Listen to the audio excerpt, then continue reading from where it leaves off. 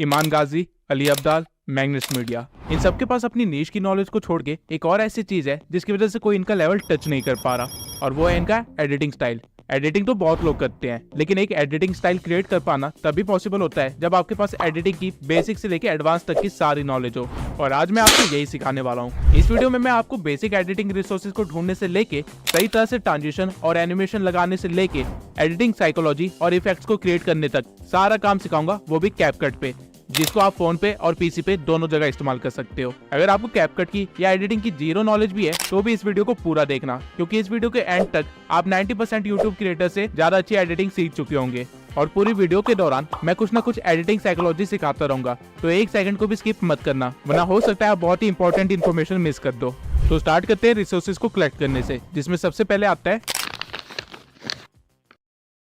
जब भी आप किसी एडिट के लिए फुटेजेस कलेक्ट कर रहे होते हो तो उनको हमेशा दो फोल्डर्स में डिवाइड कर दीजिएगा, ए रोल एंड बी रोल। अगर आप फेस कैम वीडियोस बनाते हैं तो आपकी सारी फेस कैम वाली वीडियोस ए रोल में आ जाएगी, और अगर आप बिना फेस शो किए अपनी वीडियोस बनाते हैं तो फिर जो भी आपका डाटा होता है या कटआउट्स होते हैं या फिर न्यूज आउटलेट्स होते हैं जो कि मैक्सिमम टाइम एजुकेशन और फैक्ट चैनल पे शो किए जाते हैं, वो आप ए रोल के अंदर रख सकते हैं, और वहीं पे सारी स्टॉक फुटेजेस आपकी बी रोल में आएगी। अगर कल को आप एक प्रोफेशनल वीडियो एडिटर बनते हैं तो आपके क्लाइंट्स भी आपको इसी तरह फाइल्स भेजेंगे, और इससे आपके काम करने की एफिशिएंसी बढ़ेगी, क्योंकि अब आपको चीजें ढूंढनी नहीं पड़ेगी, वो एक ऑर्गेनाइज्ड वे में रखी होगी। लेकिन ऑर्गेनाइजेशन तो बात की बात है, सबसे बड़ी प्रॉब्लम तो ये आती है कि स्टॉक फुटेजेस कहाँ से ले, वो भी कॉपीराइट फ्री, और प्रीमियम स्टॉक फुटेजेस से वाटरमार्क कैसे रिमूव करे। तो इसका सॉल्यूशन देखते हैं। अब मैं आपको पेक्सल्स या पिक्साबेस से फुटेजेस लेने को नहीं कहूंगा, क्योंकि आपको भी पता है कि इन साइट्स पे ज्यादा अच्छी फुटेजेस नहीं मिलती है। इसकी बजाय आप mixkit.co से वीडियो फुटेजेस ले सकते हैं, वो भी 100% कॉपीराइट फ्री, और यहाँ पे आपको स्टॉक फुटेजेस के साथ साथ बैकग्राउंड म्यूजिक, साउंड इफेक्ट्स और वीडियो टेम्पलेट्स भी मिल जाएंगे।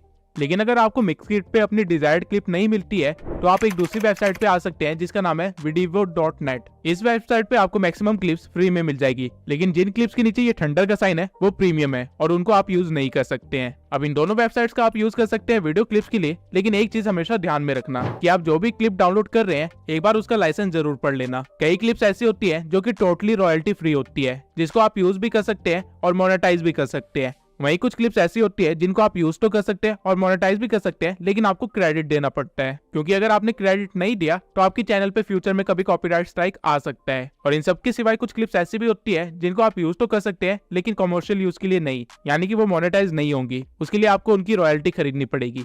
लेकिन अगर आप इन सब झंझट में नहीं फंसना चाहते हैं तो एक वेबसाइट ऐसी भी है जो कि stock videos, background music, sound effects का खजाना है, और इसे काफी सारे बड़े बड़े क्रिएटर्स भी इस्तेमाल करते हैं। इस वेबसाइट का नाम है स्टोरीब्लॉक्स। इस वेबसाइट पे आपको एक से एक अच्छी खासी वीडियो क्लिप्स मिल जाएगी, और साथ में कई सारे साउंड इफेक्ट्स और बैकग्राउंड म्यूजिक मिलेंगे जो कि काफी डिफरेंट और काफी यूनिक भी है। लेकिन ये वेबसाइट फ्री नहीं है, आपको पर मंथ एटलीस्ट 2000 पे करने पड़ेंगे इसकी सर्विस के लिए। अगर आपके पास इतने पैसे हैं तो I will really suggest you to buy a subscription, लेकिन ऑब्वियसली क्योंकि आप लोग मेरे सब्सक्राइबर्स हैं तो मैं आपकी जेब से इतने ज्यादा पैसे तो नहीं जाने दूंगा, इसलिए मैंने काफी जुगाड़ करने के बाद अपने नेटवर्क में से एक ऐसा बंदा ढूंढा है जो कि आपको 1500 रुपए में 3 मंथ के लिए स्टोरी ब्लॉग्स का सब्सक्रिप्शन दिला सकता है। अगर आप अपने बिजनेस के लिए पे कर सकते हैं तो मुझे एक ईमेल करिए विद सब्जेक्ट स्टोरी ब्लॉग्स, और पेमेंट के बाद आपको स्टोरी ब्लॉग्स का सब्सक्रिप्शन मिल जाएगा। And I request you all कि प्लीज मुझे फ्री के लिए कोई भी ईमेल मत करना, क्योंकि ये चीज मेरे हाथ में नहीं है। जिस बंदे ने मुझे ये ऑफर दिया है उसने साफ मेंशन किया था कि वो इससे कम डिस्काउंट नहीं दे सकता है किसी भी हालत में, वरना मैं आप लोगों को डायरेक्टली एक्सेस दे देता स्टोरी ब्लॉग्स का। लेकिन अगर आप पे नहीं कर सकते तो निराश होने वाली कोई भी बात नहीं है, क्योंकि इससे भी बेहतर गिफ्ट है मेरे पास आपके लिए, और वो 100% फ्री है। आई स्टॉक, ये भी एक पेड वेबसाइट है जहाँ पे स्टोरी ब्लॉग से भी बेटर क्लिप्स मिलती है। फॉर एग्जाम्पल अगर मैं यहाँ पे सर्च करूँ सोशल मीडिया तो आप देख सकते हैं यहाँ पे स्टॉक फुटेजेस की क्वालिटी कितनी अच्छी है। अब इनमें से आपको जो भी स्टॉक फुटेज चाहिए आपको उसका बस हेडिंग को कॉपी कर लेना है और फिर आ जाना है कैनवा प्रो पे। यहाँ आने के बाद आपको 16:9 की कैनवस को सिलेक्ट करना है और एलिमेंट्स में जाके आपने जो कॉपी किया था उसे पेस्ट कर देना है, और फिर यहाँ से वीडियोस को सिलेक्ट करके थोड़ा सा स्क्रॉल करने के बाद आपको एग्जैक्टली सेम क्लिप मिल जाएगी, जिसको आप कैनवस के साइज पे फिक्स कर सकते हैं और डाउनलोड कर सकते हैं। और अगर आपको एग्जैक्टली सेम क्लिप ना भी मिले तो भी आपको उससे मिलती जुलती काफी सारी अच्छी क्लिप्स मिल जाएगी, जिसको आप टोटली इस्तेमाल कर सकते हैं। लेकिन अगेन आप लोग सोचे होंगे कि आपके पास तो कैनवा प्रो भी नहीं है, तो let me tell you Canva pro का एक्सेस आपको कहीं से भी मिल जाएगा। इवन यूट्यूब पे सर्च करने पे आपको हजारों ऐसी वीडियोस मिल जाएगी जहाँ से आप कैनवा प्रो को ले सकते हैं। और अगर आप इतनी मेहनत नहीं करना चाहते हैं तो मैं आपको एक वेबसाइट बता देता हूँ जहाँ पे आपको कैनवा प्रो का एक्सेस फ्री में मिल जाएगा, बिंगो टिंगो। इस वेबसाइट पे आने के बाद आपको हल्का सा स्क्रॉल करना है और यहाँ पे आपको एक टेम्पलेट मिलेगा गेट कैनवा। आपको इस पे क्लिक करना है, जहाँ पे आपको 1 मिनट वेट करना पड़ेगा और फिर आपको कैनवा प्रो मिल जाएगा। अब ये चीज मैं आपको डिटेल में करके नहीं दिखा रहा हूँ क्योंकि यूट्यूब पे इसके लाखों ट्यूटोरियल ऑलरेडी पड़े हुए हैं, तो आपको कैनवा प्रो कहीं से भी मिल जाएगा। बस आपको एक चीज का ध्यान रखना है कि जो भी क्लिप आपने कैनवा से डाउनलोड की होगी उसको 10 सेकंड से ज्यादा इस्तेमाल मत करना, और क्लिप के साथ कोई वॉइस ओवर या हल्की सी एडिटिंग होना बहुत जरूरी है। आप ऐसा नहीं कर सकते कि कैनवा से सारे क्लिप्स को डाउनलोड कर ले और एक चैनल बना दे जहाँ पे आप स्टॉक फुटेजेस डालते हो और उसे मोनेटाइज करवा ले। वो चैनल कभी ना कभी स्ट्राइक की वजह से टेक डाउन हो जाएगा। कैनवा आपको क्लिप्स तो देता है, लेकिन यूज करने के लिए उस पर आपको हल्की सी एडिटिंग तो करनी पड़ेगी। अब चाहे वो वॉइस ओवर के थ्रू या फिर उसके ऊपर कोई ओवरले या टेक्स्ट या कुछ भी हो सकता है, लेकिन प्लेन क्लिप बिल्कुल भी मत डालना। अब बी रोल्स के लिए आपको वीडियो क्लिप्स तो मिल जाएगी, लेकिन हमारा काम सिर्फ वीडियो क्लिप से नहीं होने वाला है। हमें चाहिए,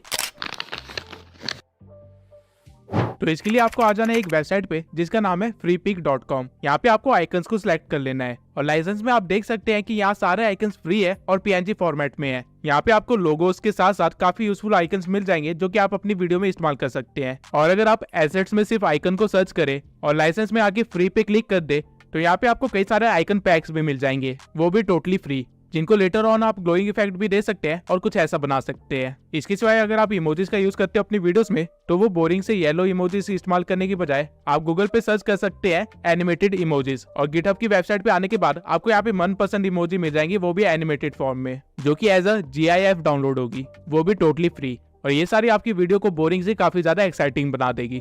अब स्टॉक फुटेजेस भी है आपके पास और इमोजीज और आइकन्स भी है आपके पास, लेकिन इस तरह के मोशन बैकग्राउंड्स नहीं है। तो ये आपको मिलेंगे मेरे टेलीग्राम चैनल पे, जहाँ मैंने 120 से भी ज्यादा मोशन ग्राफिक डाल रखे हैं और साथ में काफी सारे साउंड इफेक्ट्स भी दे रखे हैं। और इसी के साथ साथ मैंने अभी अपने टेलीग्राम चैनल पे ये hand PNGs, character body PNGs, overlays, graph backgrounds और काफी सारे रिसोर्सेज ऐड किए हैं। तो जल्दी से जाके चैनल को ज्वाइन कर लीजिए ताकि आप भी मेरी तरह इस तरह प्रोफेशनल वीडियो बना सके। टेलीग्राम चैनल का लिंक मैंने डिस्क्रिप्शन में दे रखा है, और चैनल को ज्वाइन करने के बाद उसे लीव करने की गलती मत करना, क्योंकि मैं टाइम टू टाइम उसमें रिसोर्सेज ऐड करता रहता हूँ और हर बार मैं पिछले रिसोर्सेज के अपग्रेडेड वर्जन भी अपलोड करता हूँ जो कि मार्केट में बिल्कुल नए आए होते हैं। तो ये टेलीग्राम चैनल आपकी काफी मदद करेगा। अब यहाँ तक रिसोर्सेज कलेक्ट करने के सारे काम हो गए हैं और हमें स्टार्ट करनी है अब एडिटिंग। एडिटिंग हर सॉफ्टवेयर और ऐप में की जा सकती है, लेकिन कुछ ऐप्स बहुत सारे फीचर्स प्रोवाइड करते हैं, इसलिए हम कैपकट का इस्तेमाल करेंगे, जो कि लगभग आपको आफ्टर इफेक्ट जैसे एडिटिंग क्रिएट करने में मदद कर देगा। अब मैं अपनी सारी वीडियोस कैपकट PC में एडिट करता हूँ, लेकिन सेम एडिटिंग फोन में भी पॉसिबल है।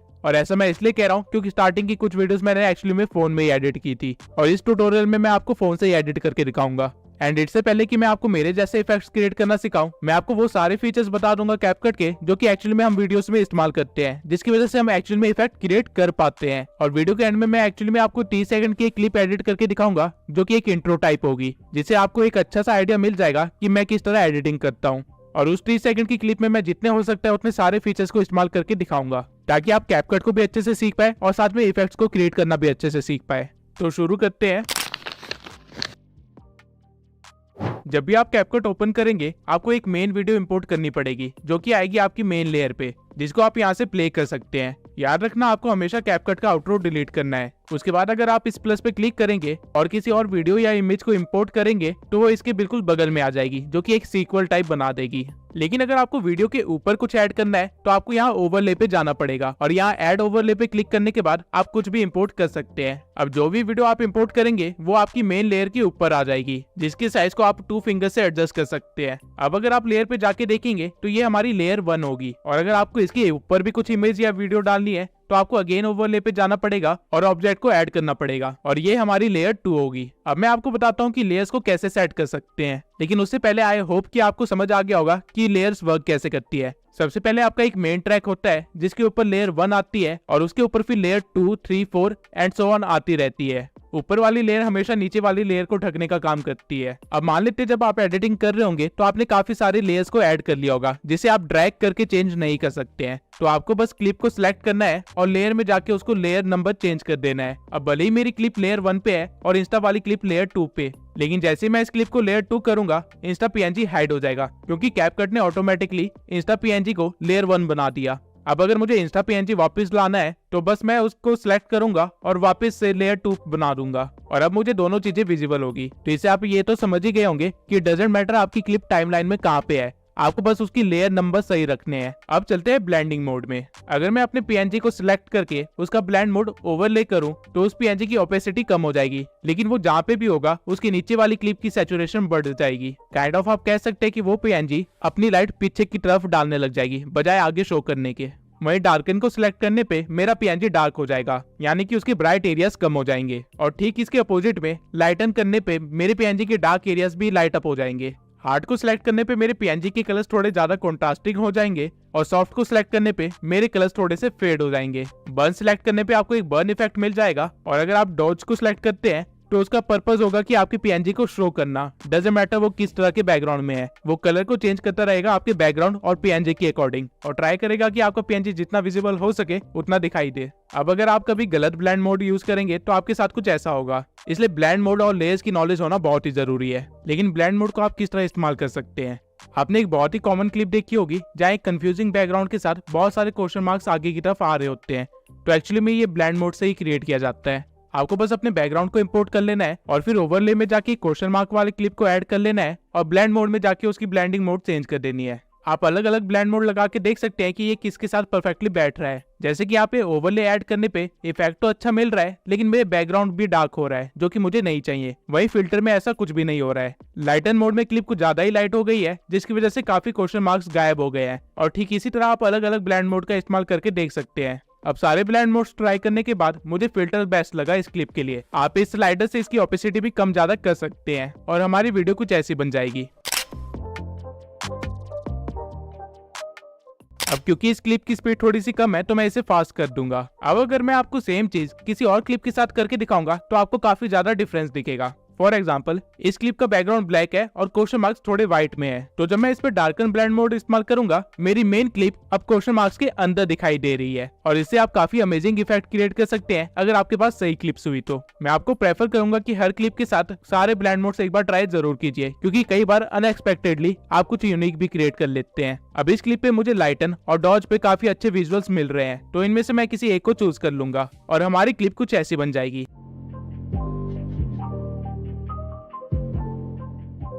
वहीं मेरे पास एक और क्लिप है जिसमें एलिमेंट सिर्फ एक आउटलाइन की तरह है, तो अगर मैं इसके ब्लेंड मोड में जाके अगर बर्न रखता हूं तो आप देख सकते हैं कि कितना यूनिक इफेक्ट क्रिएट हो रहा है। वहीं डॉज में ये काफी सही लुक दे रहा है, तो मैं इसे अप्लाई कर दूंगा और हमारी क्लिप कुछ इस तरह की बन जाएगी।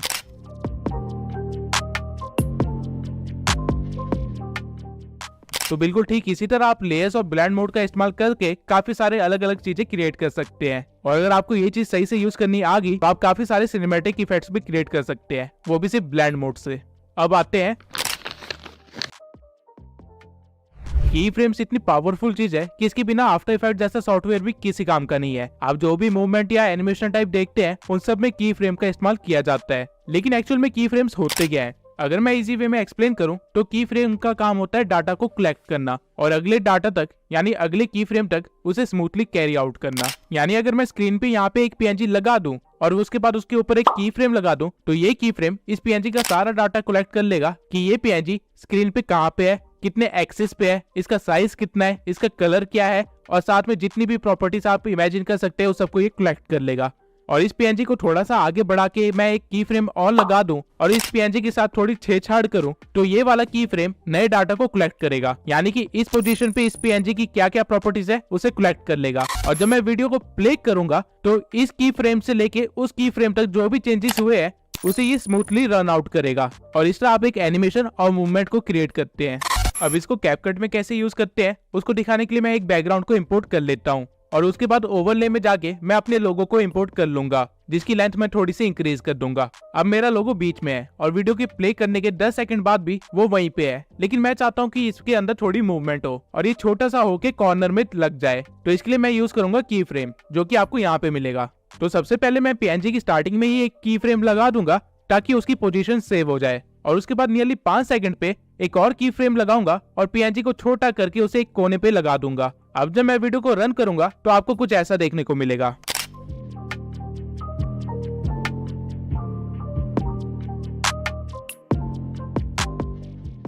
अब आपने नोटिस किया कि 5 सेकंड के बाद मेरा पीएनजी वहीं पे रुका रह गया, क्योंकि उसके लिए अब वो की फ्रेम ही ओरिजिनल वैल्यू थी। अब आई होप कि आपको की फ्रेम के बेसिक कॉन्सेप्ट तो समझ आ गए होंगे और इससे आप हजारों और लाखों इफेक्ट्स क्रिएट कर सकते हैं। लेकिन जब आप की फ्रेम को यूज करेंगे तो हो सकता है आप कुछ गलतियां करें और आपका टाइम वेस्ट ना हो, इसलिए मैं कुछ और चीजों को एक्सप्लेन कर देता हूँ। अब इस क्लिप में मान लेते हैं आप चाहते हैं कि पहले आपका लोगो साइड में जाए और फिर एंड में ओरिजिनल पोजीशन पे वापस आ जाए। तो इसके लिए आप क्या करेंगे, आप अपने लोगो को सिलेक्ट करेंगे और उसके एंड में आके एक और की फ्रेम लगा देंगे और फिर अपनी पोजीशन को चेंज करके उसे बीच में रख देंगे जहाँ पे वो स्टार्टिंग में था। और प्ले करने पे आपको कुछ ऐसा दिखेगा। स्टार्टिंग में ये कॉर्नर में जाना स्टार्ट करेगा और 5 सेकंड के बाद वो डायरेक्टली बीच में आना स्टार्ट कर देगा बिना रुके। लेकिन अगर आप चाहते हैं कि ये कोने में जाके कुछ सेकंड के लिए रुके और फिर वापस आ जाए, तो आपको कोने वाले की फ्रेम के पास आना है और उसके कुछ सेकंड की दूरी पे ही एक और की फ्रेम दे देना है और पोजीशन में फर्क ना आए इसलिए लास्ट वाले की फ्रेम को डिलीट कर देना है। अब मैं चाहता हूं कि 5 से लेकर 7 सेकंड तक ये लोगो यहीं पे कोने में बना रहे, तो मैं यहाँ पे एक की फ्रेम डाल दूंगा और उसके बाद लास्ट में आके एक फाइनल की फ्रेम लगा दूंगा और लोगो को दोबारा बीच में ले आऊंगा। अब वीडियो प्ले करने पे हमें कुछ ऐसा इफेक्ट मिलेगा। पहले ये कोने पे जाएगा, फिर वहीं पे रुकेगा और फिर वापस अपनी लोकेशन पे आ जाएगा। अब मैं बताता हूँ कि हमने कितने की फ्रेम्स लगाए। सबसे पहला की फ्रेम हमने अपनी ओरिजिनल लोकेशन को सेव करने के लिए लगाया था। उसके बाद यहाँ पे हमने दूसरा की फ्रेम लगाया जिससे हमारा लोगो कोने में पहुंच गया। तीसरा की फ्रेम हमने कुछ सेकंड्स के बाद लगाया, लेकिन हमने लोगो की प्रॉपर्टीज को चेंज नहीं किया, तो अगर बैक एंड में कोई ट्रांजिशन हुई भी है तो वो विजुअली हमें नहीं दिखाई देगी। लेकिन की फ्रेम लगाने पे उसने डाटा कलेक्ट जरूर किया। और फिर लास्ट में आके मैंने एक और की फ्रेम दिया जहाँ पे मैंने लोगों को उसको ओरिजिनल पोजीशन पे ले आया। अब आई होप आपकी की फ्रेम के सारे बेसिक्स क्लियर हो गए होंगे। अब की फ्रेम से एक छोटा सा एनिमेशन मैं आपको अभी के अभी बना के दिखाता हूँ। तो स्टार्टिंग में मैं अपने लोगो को ऊपर भेज दूंगा और एक की फ्रेम लगा दूंगा। उसके बाद 2 सेकंड की करीब मैं एक दूसरा की फ्रेम लगाऊंगा और अपने लोगो को बीच में ले आऊंगा। अगर आपने किसी पीएनजी या क्लिप पे एक बार की फ्रेम लगा दिया है तो दूसरी बार आपको की फ्रेम लगाने की जरूरत नहीं है। जब भी आप उसकी पोजीशन या प्रॉपर्टीज को चेंज करेंगे तो की फ्रेम अपने आप ही लग जाएगा। अब इस वीडियो में थोड़ा सा और आगे बढ़ने के बाद मैं एक और ओवरले को ऐड करूंगा और उसे भी ऊपर भेज दूंगा और थोड़ा सा आगे बढ़ने के बाद उसे भी बीच में ले आऊंगा। अब जब स्टेप ग्रो का लोगो बीच में आया तो मैं चाहता हूँ कि मेरा लोगो साइड में चला जाए। तो जैसे स्टेप ग्रो का लोगो बीच में आया है, मैं अपने लोगो को सिलेक्ट करूंगा और की फ्रेम लगा के अपने लोगो को एक साइड में रख दूंगा। अब इसे क्या एनिमेशन बनेगी ये देख लेते हैं।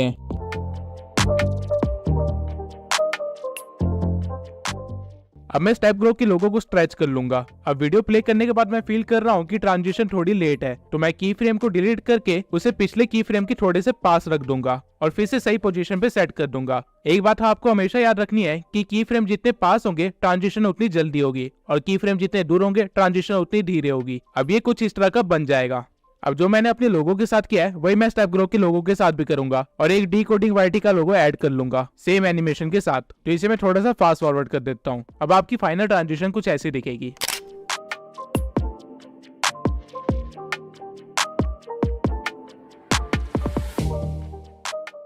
अब अगर मैं चाहता हूं कि कुछ सेकंड्स के बाद हम तीनों का लोगो एक साइड में आके लग जाए, तो मैं पहले अपने लोगो को सिलेक्ट कर लूंगा और फिर जहाँ पे ये खत्म हुआ है वहां पे जाके एक की फ्रेम लगा के अपने लोगो की टाइमिंग थोड़ी सी बढ़ा दूंगा। अब मुझे फास्ट ट्रांजिशन करनी है तो दूसरा की फ्रेम में थोड़ा सा पास ही लगाऊंगा और पोजीशन चेंज कर दूंगा। बिल्कुल सेम वे में ही मैं स्टेप ग्रो और डिकोडिंग वाईटी के लोगो को भी स्ट्रेच कर दूंगा और चेक करूंगा कि मैंने अपने लोगो में की फ्रेम कहाँ लगाया है और वहीं पे उन दोनों के लोगो में भी की फ्रेम लगा दूंगा और उनको सही सही जगह पे रख दूंगा। इसके बाद जब मैं वीडियो रन करूंगा तो कुछ ऐसी ट्रांजिशन बन जाएगी जहाँ पहले मेरा लोगो आता है, फिर स्टेप ग्रो का लोगो आता है, फिर डिकोडिंग वाईटी का लोगो आता है और फिर हम तीनों का लोगो एक लाइन में लग जाता है।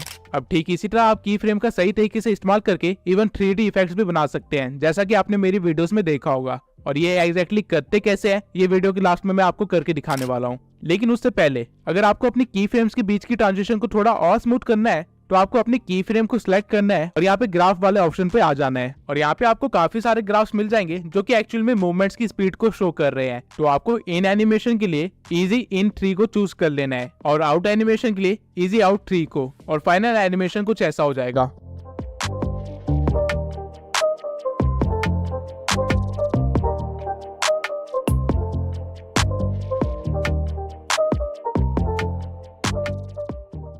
अब अगर आपने नोटिस किया तो टाइमलाइन पे मेरी क्लिप रेड कलर की शो हो रही है, लेकिन वही स्क्रीन पे मेरी क्लिप व्हाइट कलर की शो हो रही है। तो ऐसा मैंने कैसे किया?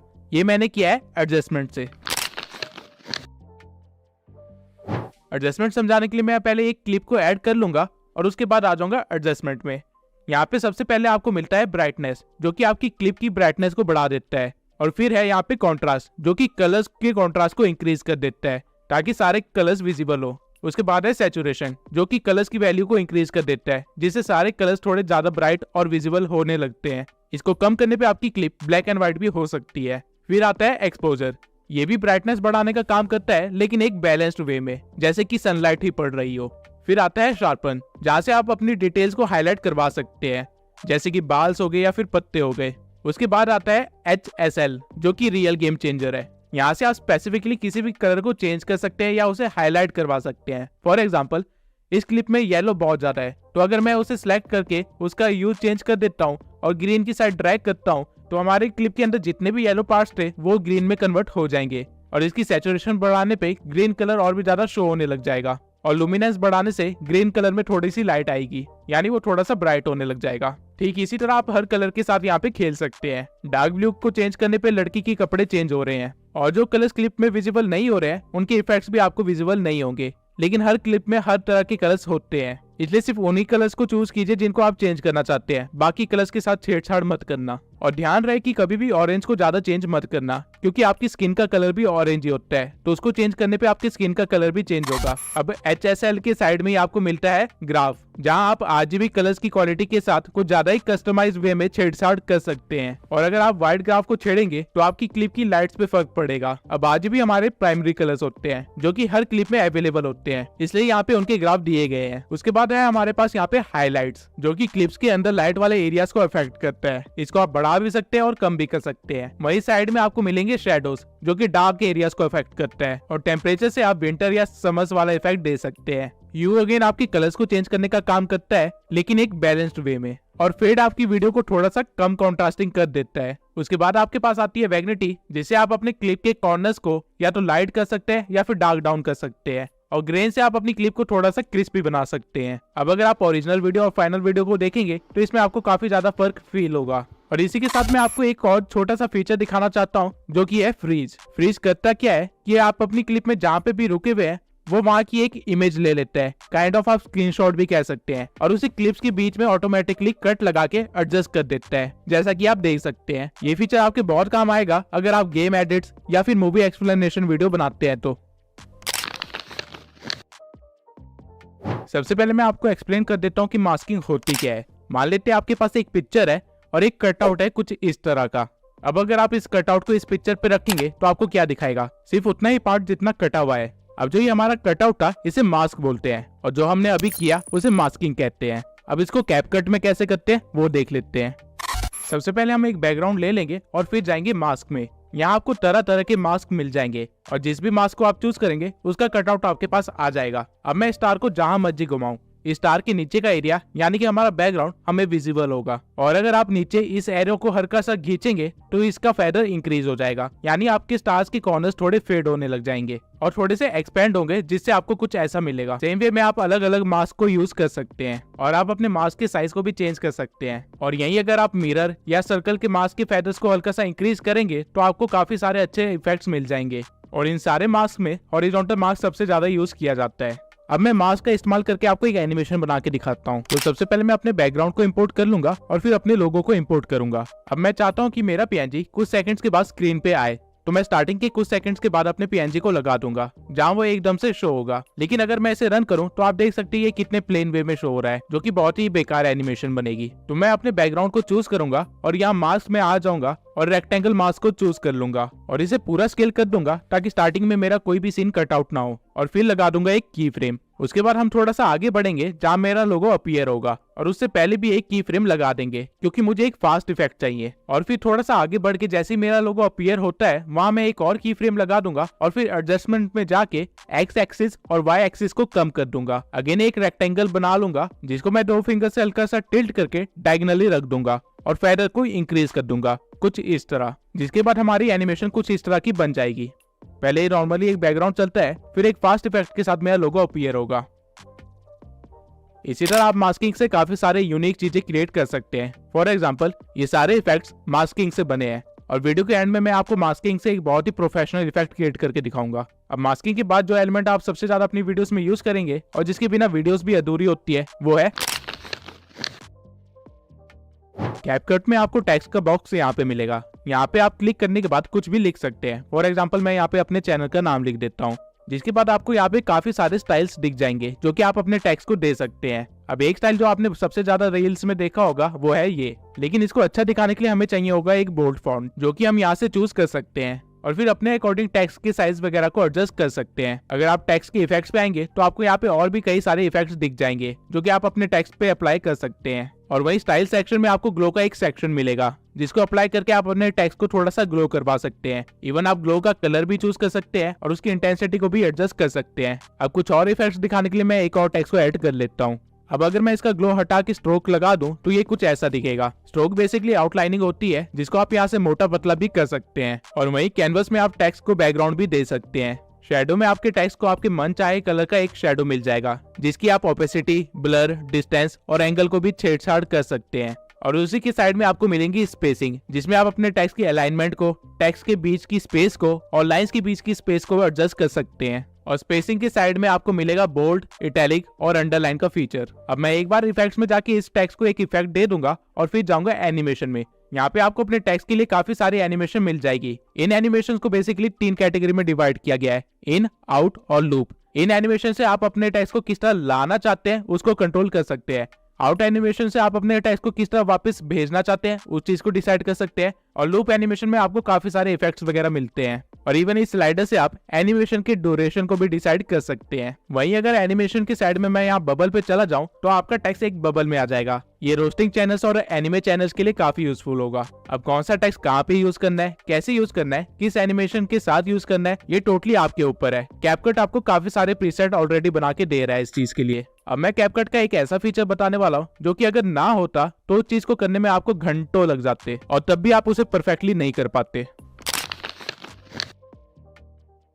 अब ये इफेक्ट शो करने के लिए मैं पहले एक प्लेन बैकग्राउंड को इंपोर्ट कर लूंगा और उसके बाद साइज इंक्रीज कर दूंगा। इसके बाद ओवरले से मैं अपनी क्लिप को ऐड करूंगा और इसे प्ले करके दिखाऊंगा। आप इस वीडियो में देख सकते हैं कि बच्चों की मूवमेंट है, तो मैं जाऊंगा कटआउट के ऑप्शन पे और रिमूव बैकग्राउंड पे क्लिक कर दूंगा, जिसके बाद ये वीडियो के बैकग्राउंड को रिमूव करना स्टार्ट कर देगा। और ये सिर्फ कुछ सेकंड्स ही लेगा इस काम को करने के लिए, जिसके बाद आपके पास कुछ ऐसा बचेगा।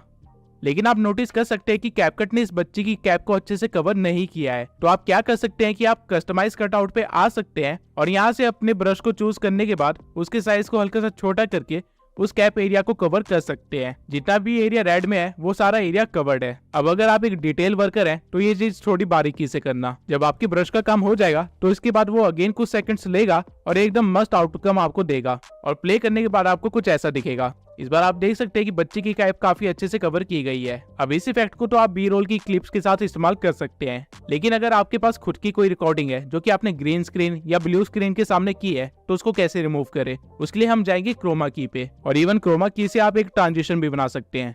कैसे, आइए देखते हैं। सबसे पहले आपको एक क्लिप को लेयर 1 पे रख देना है और उसके बाद अपनी ग्रीन स्क्रीन वाली क्लिप को लेयर 2 पे रखना है और उसको स्क्रीन के साइज के अकॉर्डिंग फिट कर देना है। फिर आपको आना है कटआउट पे और यहाँ से क्रोमा की को चूज करना है और फिर ग्रीन कलर को पिकअप करके आपको इंटेंसिटी को इंक्रीज करना है, जिससे ग्रीन कलर रिमूव होना स्टार्ट हो जाएगा। और शेडो से आप अपने ग्रीन स्क्रीन के पास वाले एलिमेंट्स को बचा सकते हैं। अब आप देख सकते हैं कि जो क्लिप हमने लेयर 1 पे रखी थी वो हमें शो हो रही है टीवी के पीछे। अब आप चाहें तो लेयर 1 की क्लिप की साइज के साथ खेल सकते हैं और उसे परफेक्टली फिट बैठवा सकते हैं और रन करने पे ये काफी अच्छा इफेक्ट बन गया है। अब इससे आप ट्रांजिशन कैसे बना सकते हैं वो देखते हैं। पहले आपको अपनी ग्रीन स्क्रीन को चूज कर लेना है और फिर की फ्रेम देना है। उसके बाद थोड़ा सा आगे बढ़ के आपको एक और की फ्रेम देना है और ग्रीन स्क्रीन के साइज को इतना बड़ा कर लेना है कि वो आपके पूरे कैनवस को कवर कर ले। और फिर आपको सेम काम लेयर 1 वाली क्लिप के साथ करना है। सही सही जगह पे की फ्रेम देके आपको इसके साइज को भी बढ़ा देना है, जिसके बाद अगर आप वीडियो को प्ले करेंगे तो आपको कुछ ऐसा जूम इन वाला ट्रांजिशन मिलेगा।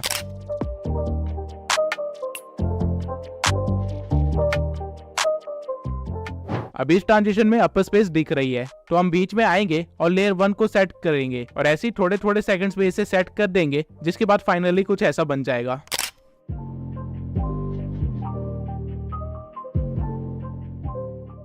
अब कैपकट की जितने भी बेसिक फीचर्स थे जो कि इफेक्ट्स क्रिएट करने में काम आते हैं, उनके बेसिक्स और इन्फॉर्मेशन मैंने आपको दे दी है। अब हम कुछ ऐसे इफेक्ट्स क्रिएट करेंगे जो कि आपने मेरी वीडियोस में बहुत ज्यादा देखा होगा, और साथ ही में मैं आपको अपनी वीडियो का कुछ हिस्सा बना के दिखाऊंगा एज अ सैंपल।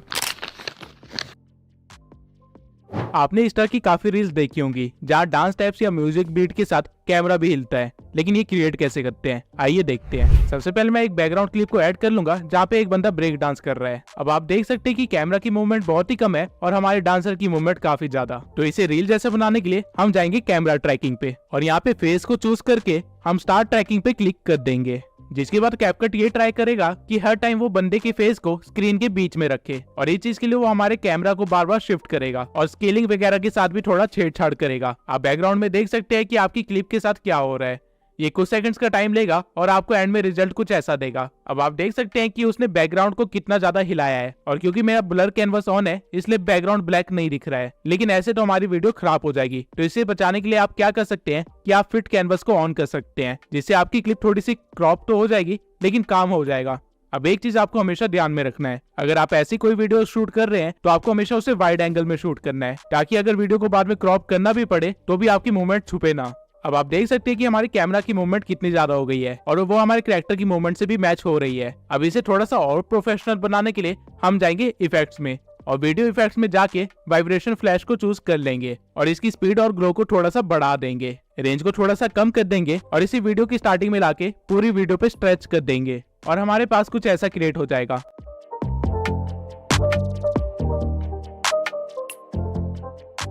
अब ऑल्दो ये काफी अच्छा इफेक्ट बन गया है, लेकिन इसे थोड़ा सा और स्पाइस अप करने के लिए हम एक और इफेक्ट को ऐड कर सकते हैं जिसका नाम है एस्ट्रल। अब मैं इसको भी पूरी वीडियो में स्ट्रेच कर लूंगा और हम कुछ ऐसा बना लेंगे।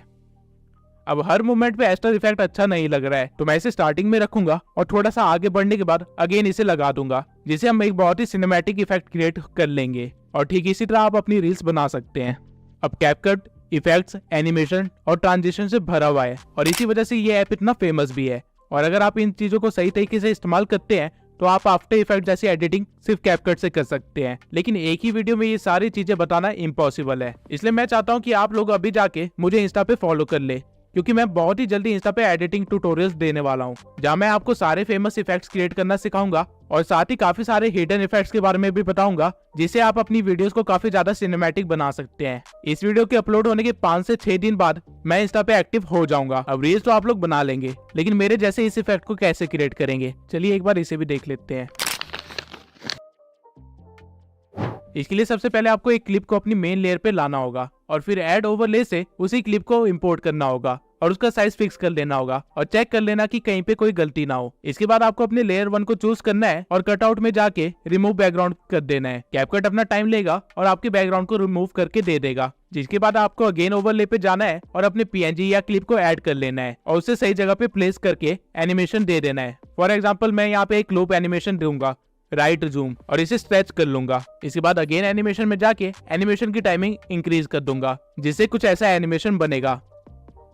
अब इसको अपने कैरेक्टर के पीछे लगाने के लिए इस पीएनजी को सिलेक्ट करना है और लेयर पे आके आपको लेयर 1 को चूज करना है, जिससे ये आपका पीएनजी आपके कटआउट वाले लेयर के पीछे चला जाएगा और आपका इफेक्ट कुछ ऐसा बन जाएगा।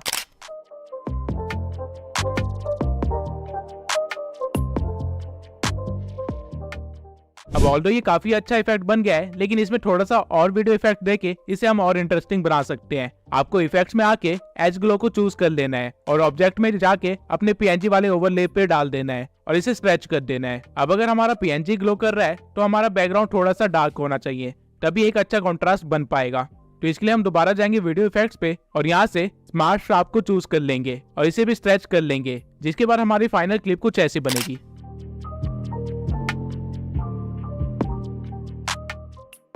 अब ये इफेक्ट तो आप लोग सीख गए और इसे आप अपनी वीडियो में कई बार यूज भी करेंगे, लेकिन ये वाला इफेक्ट मैंने कैसे बनाया इसके बारे में आप अभी भी डाउट में होंगे, तो आइए इसे भी डिकोड कर लेते हैं। सबसे पहले आपको एक बैकग्राउंड को ऐड कर लेना है, जो कि एक मोशन बैकग्राउंड भी हो सकता है। उसके बाद आपको टेक्स्ट पे आके एक टेक्स्ट को ऐड कर लेना है, फॉर एग्जाम्पल सब्सक्राइब मी, और स्टाइल में जाके आप पहले से एक फॉन्ट दे सकते हैं और उसके बाद इसके स्टाइल को चूज कर सकते हैं और इसे थोड़ा सा अच्छा बनाने के लिए इसे ग्लो भी दे सकते हैं। और फिर हम टेक्स्ट के साइज को थोड़ा सा बड़ा कर देंगे और फिर इस पे अप्लाई कर देंगे ये, जिससे आपका टेक्स्ट अपने आप वीडियो के एंड तक बना रहेगा। अब आपको इस वीडियो को कर लेना है एक्सपोर्ट और फिर वापस कैपकट पे आके वही बैकग्राउंड ले आना है और फिर ओवरले में आकर अपनी एक्सपोर्टेड वीडियो को ऐड कर लेना है और इसके साइज को सेट कर लेना है। जिसके बाद आपको जाना है मास्क में और यहाँ आके आपको सर्कल मास्क चूज कर लेना है और उसे फिर स्टार्टिंग में प्लेस करके आप एक की फ्रेम लगा सकते हैं उसके बाद आप जहाँ भी चाहें उसकी लोकेशन को सेट कर सकते हैं और बार बार की फ्रेम लगा सकते हैं। फॉर एग्जाम्पल यहाँ पे मैं एक सीधी लाइन में बार बार इसे रोकूंगा और की फ्रेम लगा दूंगा, और लास्ट की फ्रेम में मैं इसका साइज पूरा बढ़ा दूंगा ताकि हमारा टेक्स्ट पूरा विजिबल हो जाए। अब आप देख सकते हैं कि आपने कुछ ऐसा क्रिएट कर लिया है, लेकिन यहाँ पे एक चीज की कमी है और वो है एक PNG। तो हम दोबारा ओवरले में जाएंगे और एक मैग्नीफाइंग ग्लास का PNG डाउनलोड कर लेंगे। अब लेयर 1 में जहाँ जहाँ मैंने मास्क के की फ्रेम्स लगाए थे, एग्जैक्टली सेम जगह पे मैं अपने PNG पे भी की फ्रेम्स लगा दूंगा ताकि हमारा मास्क और हमारा PNG एक साथ मूव करे। और लास्ट की फ्रेम में मैं अपने PNG को नीचे गायब कर दूंगा, जिससे हमारी वीडियो कुछ ऐसी बन जाएगी।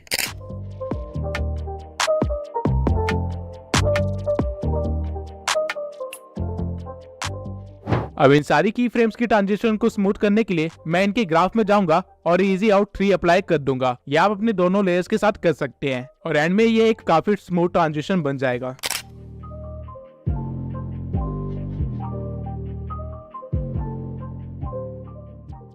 अब मैं एक बार आपको सारे इफेक्ट्स वगैरह यूज करके एक छोटा सा इंट्रो टाइप बना के दिखाता हूँ, जिससे आपको अच्छा सा आइडिया हो जाएगा कि किस तरह एडिटिंग की जाती है।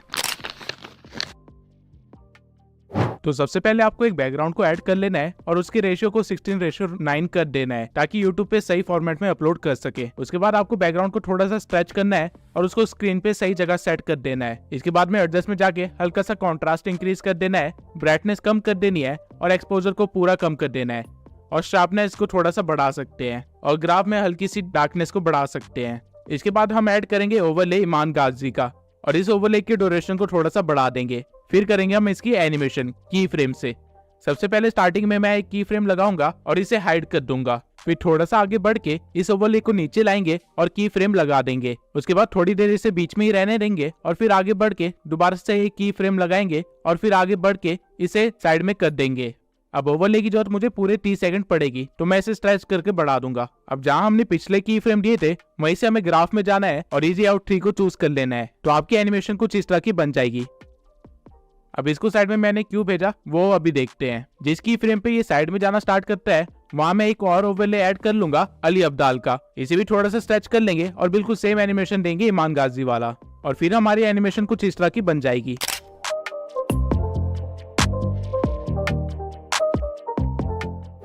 अब जहां से अली अब्दाल साइड में जाना स्टार्ट करता है वहां हम एक और ओवरले ऐड करेंगे और मैग्नेट्स मीडिया के लोगों को ऐड कर लेंगे, और इसके साथ भी हम सेम सीन करेंगे। अब हमारी फाइनल एनिमेशन कुछ इस तरह की होगी, जहाँ एक के बाद एक 3 लोगोस आते हैं और बीच में थोड़ी देर के लिए रुकते हैं। अब ये थोड़ी देर बीच में रुके क्यों थे? क्योंकि यहाँ पे हमें टेक्स्ट ऐड करना है, तो हम जाएंगे टेक्स्ट पे और ईमान गाजी लिख देंगे और एक बोल्ड फॉन्ट चूज कर लेंगे और फिर इसे स्टाइल में जाके हल्का सा ग्लो दे देंगे और इसकी इंटेंसिटी को थोड़ा सा कम कर दूंगा। इसके बाद मैं एनिमेशन में जाऊंगा और इन एनिमेशन में जाके ग्लिच एनिमेशन दे दूंगा और इसकी ड्यूरेशन को थोड़ा और कम कर दूंगा, और फिर आउट एनिमेशन में जाके अगेन मैं ग्लिच को चूज करूंगा और उसकी ड्यूरेशन को भी कम कर दूंगा, और उसके बाद बाहर आके टाइमलाइन में मैं टेक्स्ट की ड्यूरेशन को कम कर दूंगा, जिसके बाद हमें कुछ ऐसा देखने को मिलेगा। अब सेम चीज मैं अली अब्दाल और मैग्नेट्स मीडिया के साथ भी करूंगा और एंड में हमारे पास कुछ ऐसा क्रिएट हो जाएगा।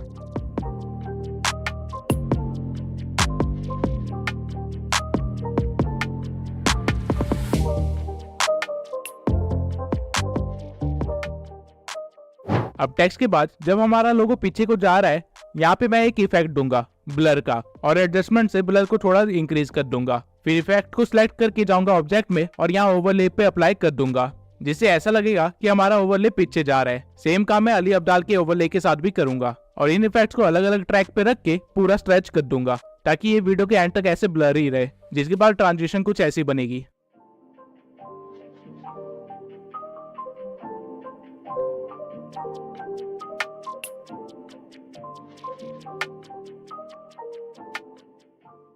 अब ये तो था नॉर्मल सा फोकस इफेक्ट, लेकिन अब अगर हमें चाहिए कि हम इसे 3D में कन्वर्ट करें तो वो कैसे करेंगे? तो इसलिए आपको मैग्नेट मीडिया के टेक्स्ट से थोड़ा सा आगे आना है और अपने बैकग्राउंड को जूम कर लेना है, काफी ज्यादा। पूरा जूम नहीं करना है लेकिन काफी ज्यादा जरूर करना है, और फिर एक की फ्रेम लगा देना है। अब जहाँ आपने की फ्रेम लगाया है वहीं पे आपको सारे ओवरलेस पे भी की फ्रेम लगा देना है ताकि ट्रांजिशन में कोई फर्क ना आए। उसके बाद फिर से आपको मेन बैकग्राउंड को सिलेक्ट करना है और थोड़ा सा आगे बढ़ के एक और की फ्रेम दे देना है और अपने बैकग्राउंड को जूम आउट कर लेना है। फिर सेम जगह पे आपको सारे ओवरलेस पे की फ्रेम देना है और उनके साइज को छोटा करना है। अब मैग्नेट्स मीडिया ने काफी ज्यादा स्पेस ले रखी है, तो सबसे पहले मैं इसे ही छोटा करूंगा और फिर इसके अकॉर्डिंग मैं बाकी 2 ओवरलेस को भी छोटा करके इनके पीछे रख दूंगा। अब एक बार प्ले करके देखते हैं कि हमने क्या क्रिएट किया है।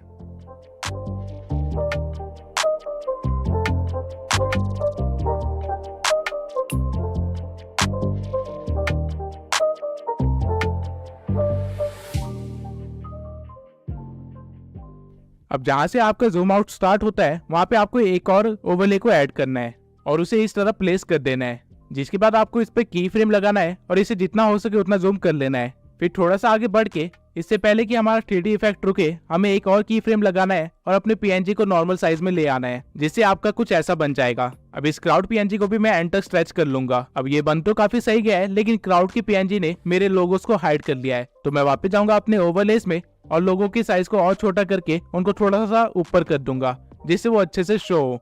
अब एक बार दोबारा से प्ले करके देखते हैं।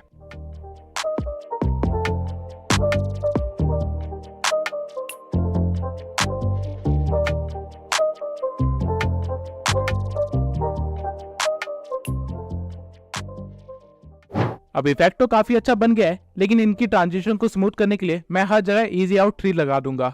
अब मुझे हल्का सा फील हुआ कि की फ्रेम मेरा थोड़ा जल्दी खत्म हो गया है, तो उसे डिलीट करके हम थोड़ा सा आगे बढ़ेंगे और की फ्रेम लगा देंगे और साइज सेट कर देंगे। अब जब हमारा 3D इफेक्ट बन गया है तो हम इसमें कुछ और एलिमेंट्स को भी ऐड करेंगे, जैसे कि टेक्स्ट, और टेक्स्ट को सही स्टाइल और ग्लो देने के बाद उसे सही जगह पे रख देंगे और टेक्स्ट की ड्यूरेशन भी वीडियो के एंड तक बना देंगे। इसके बाद हम अपने टेक्स्ट पे लगाएंगे एक एनिमेशन फ्लिकर का और इसकी स्पीड को थोड़ा सा बढ़ा देंगे। अब टेक्स्ट के अपीयर होने के कुछ सेकंड्स के बाद मैं एक स्प्लिट लगाऊंगा और राइट हैंड साइड वाले टेक्स्ट को चूज करके उसके ग्लो में जाके उसकी इंटेंसिटी और ग्लो दोनों इंक्रीज कर दूंगा और इसमें से एनिमेशन हटा दूंगा, तो इससे कुछ ऐसा इफेक्ट बनेगा।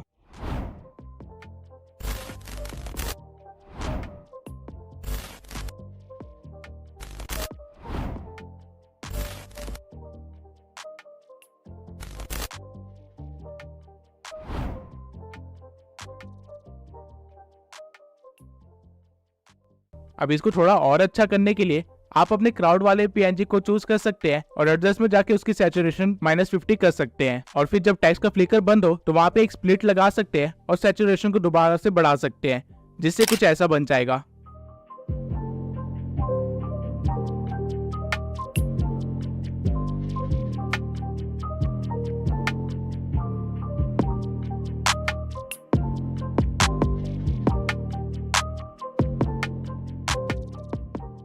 अब हमें सिर्फ इतना ही पार्ट चाहिए था, तो हम आगे के सारे हिस्से को डिलीट कर लेंगे और फिर सीक्वल को एक स्मूथ ट्रांजिशन के साथ स्टार्ट करने के लिए मैं लास्ट सीन का एक एसएस ले लूंगा और अपने टाइमलाइन में आके उसे ऐड कर दूंगा और क्रॉप में जाके उसे भी 16:9 में कन्वर्ट कर दूंगा। इसके बाद मैं एक ओवरले लगाऊंगा जहाँ पे नीचे मैं ग्रीन स्क्रीन को लगा दूंगा, जिसमें से मैं ग्रीन स्क्रीन को रिमूव कर दूंगा क्रोमा की पे जाके और अपने स्क्रीनशॉट को सही जगह पे एडजस्ट कर दूंगा। अब इन दोनों सीक्वल के बीच में आने वाले व्हाइट बॉक्स पे अगर आप क्लिक करेंगे तो यहाँ पे आपको काफी सारे ट्रांजिशंस मिल जाएंगे। आप इनमें से कोई भी ट्रांजिशन यूज कर सकते हैं, लेकिन इस टाइम पे इस सिचुएशन के अकॉर्डिंग पुल आउट वाला ट्रांजिशन सबसे बेस्ट इफेक्ट दे रहा है, तो मैं इसे चूज कर लूंगा और इसकी ड्यूरेशन को थोड़ा सा कम कर लूंगा और ऐसे आप अपनी वीडियो को कंटिन्यू कर सकते हैं। अब मैं एक बार दोबारा से वीडियो की स्टार्टिंग में आऊंगा और इफेक्ट्स में जाके स्पार्क में फायर प्लेस वाला इफेक्ट दे दूंगा और थोड़ी एडजस्टमेंट के बाद इसे पूरी वीडियो में स्ट्रेच कर दूंगा और ऑब्जेक्ट्स में जाके ऑल वीडियो को सिलेक्ट कर लूंगा और एंड में हम कुछ ऐसा क्रिएट कर लेंगे।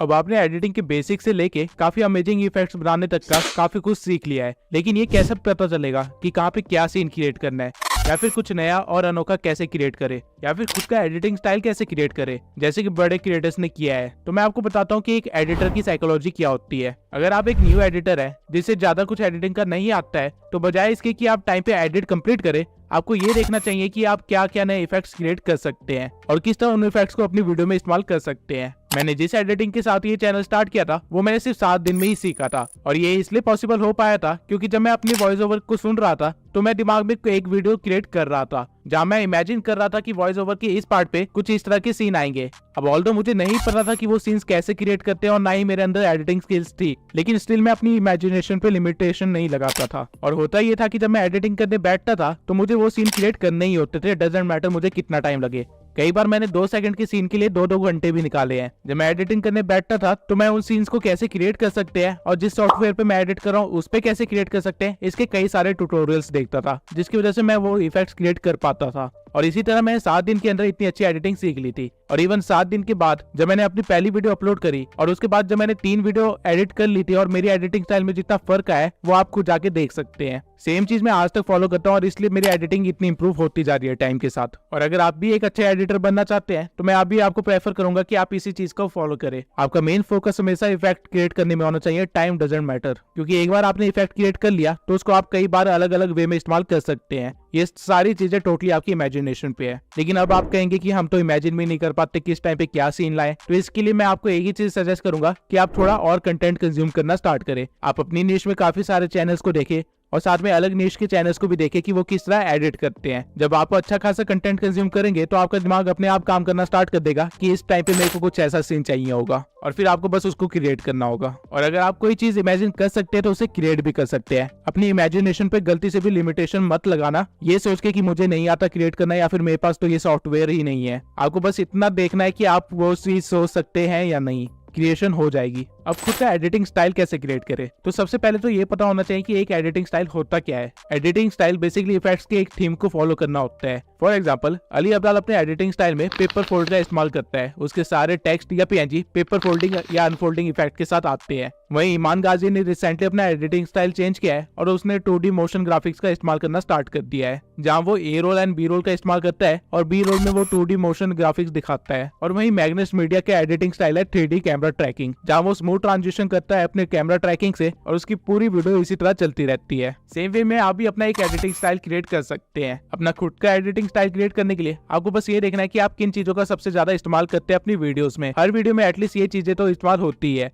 ए roll, B roll, text, transition, background and PNGs. तो अगर आप इन चीजों के लिए कोई इफेक्ट क्रिएट कर सकते हैं या फिर खुद एक्सपेरिमेंट करके या फिर 3-4 लोगों क्रिएटर्स को देख के उनका कुछ मिक्स करके बना सकते हैं, तो आप खुद का एडिटिंग स्टाइल भी बना सकते हैं। अब ये एक काफी लंबा प्रोसीजर है और मुझे भी 15 से ज्यादा वीडियोस लगी अपनी एडिटिंग स्टाइल को चेंज करने में, और अभी भी मैं अपने एडिटिंग स्टाइल को क्रिएट करने में लगा हुआ हूँ। तो इसमें आपको जल्दबाजी करने की कोई जरूरत नहीं है, क्योंकि एडिटिंग एक लर्निंग प्रोसेस है। आप कभी भी एडिटिंग को ये नहीं कह सकते कि मैंने पूरी एडिटिंग सीख ली है, क्योंकि जब भी आपको लगेगा आपको सब कुछ आता है, आपको और कई सारे इफेक्ट्स, ट्रांजिशन और सॉफ्टवेयर वगैरह मिल जाएंगे जो कि आपको इस्तेमाल करने नहीं आते होंगे। अब आई होप ये वीडियो देखने के बाद आप एक नूब एडिटर से प्रो एडिटर तो बन ही गए होंगे। और मैंने ट्राई किया है कि मैं जितना ज्यादा हो सके उतनी सारी चीजें कवर कर सकूं, लेकिन एक वीडियो में हर चीज कवर नहीं की जा सकती है। और अगर आपको लग रहा है मैंने अपने एडिटिंग स्टाइल को ज्यादा डिकोड नहीं किया है, तो आप थ्राइव ट्यूबर के चैनल को देख सकते हैं। उन्होंने मेरे एडिटिंग स्टाइल पे काफी सारी वीडियोस बनाई है और वो काफी यूजफुल भी है। तो अब आ जाते हैं वीडियो के सबसे अवेटेड पार्ट के लिए, जो की है गिव अवे। तो पिछले गिव अवे का विनर जिसने हमारे से एक बोया माइक जीता है वो है सिंपल ग्रो 1। तो मैं सिंपल ग्रो 1 से रिक्वेस्ट करूंगा कि वो मुझे इंस्टा पे अपना एड्रेस भेज दे ताकि मैं उनको माइक डिलीवर कर सकूं। और इस वीडियो के गिव अवे में मैं आपको देने वाला हूं ब्लूटूथ ईयरबड्स। गिव अवे में पार्टिसिपेट करने के लिए आपको बस चैनल को सब्सक्राइब करना है और एक अच्छा सा कमेंट लिख के छोड़ देना है। विनर अगली वीडियो में अनाउंस होगा। आई होप ये वीडियो आपके लिए काफी यूजफुल रही होगी, और अगर एक्चुअल में ये आपके लिए यूजफुल थी तो मैं आपके रिव्यूज जरूर जानना चाहूंगा। मिलते हैं अगली वीडियो में।